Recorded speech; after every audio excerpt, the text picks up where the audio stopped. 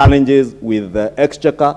There has been challenges with receivables in government, Honorable Speaker, and therefore he has committed with the support that they have now received from the World Bank on that facility that they have, and the tax collections they have made, they continue to mobilize. They will be able to disburse all of CDF, and no amount of CDF for this financial year will be carried forward to the next financial year.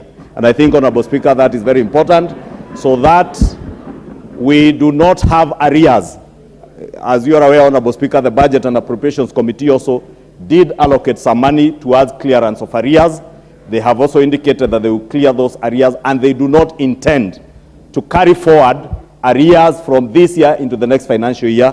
And he has committed that they will endeavor and ask for your thanks, members of parliament. He did ask me to ask members of parliament to indulge them, and thank you for your patience over that time, because many of our constituents have been suffering without CDF, Honorable Speaker.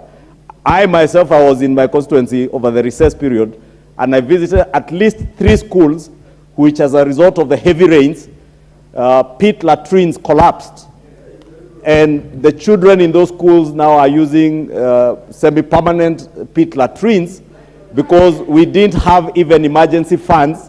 We had cleared all our emergency money, and therefore I, like every other member of this House, I am looking forward to the disbursement of this money, and hopefully by the end of next week, I can promise the children of Karai Day Secondary School, those of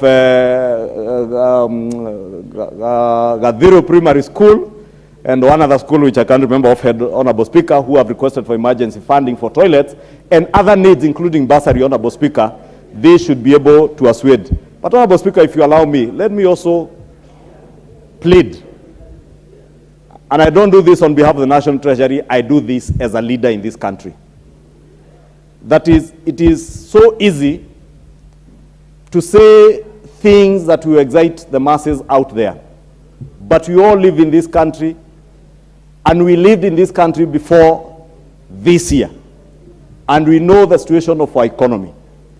Therefore, Honorable Speaker, even as we engage on matters that we will be engaging on this afternoon on budget, on the appropriations report, or the report of the Budget and Appropriations Committee, let it be at the back of our minds that whatever expenditures we are discussing, and including NGCDF, because it is in that report.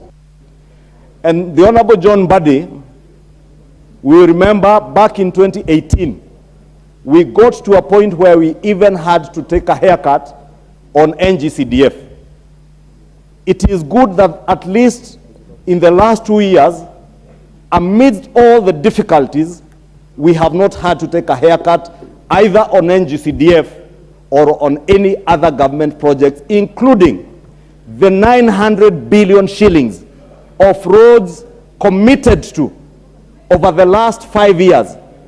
And this government, Honorable Speaker, has indicated that they intend to finance all those roads across the country without discriminating that this project is in Kikuyu or is in John Buddy's former constituency or in the constituency of the leader of minority, so that we are able to mobilize resources. And Honorable Speaker, I have seen very good analysts on our TV stations. Some saying, oh, the first thing you should do is completely cut on expenditure. Stop all the development projects. But Honorable Speaker, those who have been to a class of economics, like the Honorable Babu Owino, will tell you, if you are to do that, you will be shooting yourselves right in the middle of your toe, the big toe, and you will not be able to work as a country and as an economy. Because it is these development projects that spur economic growth in our countries. When roads are being constructed in your constituencies, they create employment, and people therefore are able even to raise more taxes because they have disposable income. If we were to go that route, Honorable Speaker, as I've seen some analysts on TV encourage us to do, and I say this, Honorable Speaker, because This afternoon we have before us, I know when we were here up to 9 p.m., many of us were not here. We have the second reading on the budget and appropriations report. As we contribute, it is good that we have that at the back of our minds.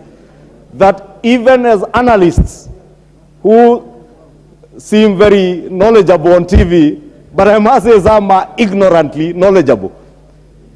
Because you just need to have attended a basic economics class to know that if you are to cut down on government expenditure, government is the single largest spender of resources. And without disbursement of resources from government, be it at the national level or at the county level, this economy will come to a standstill, Honorable Speaker. And we must therefore, even as we consider this budget appropriations report, have at the back of our minds that also what we will finance is what will be before us when the Finance Committee finally tables their report, Honorable Speaker.